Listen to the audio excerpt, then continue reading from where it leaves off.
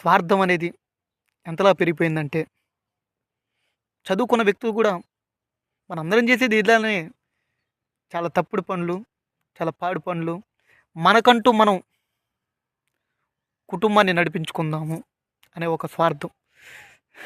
నేను కూడా చిన్నప్పుడు అంతే ఉన్నాను. రోడ్లెమ్మటి యాక్సిడెంట్ అయినా గానీ పట్టించుకోను. ఏమన్నా ఉన్నా గానీ నాకు అవసరం లేదనుకుంటాను. మన వాళ్ళేమి లేరు గదా! హమ్మయ్య!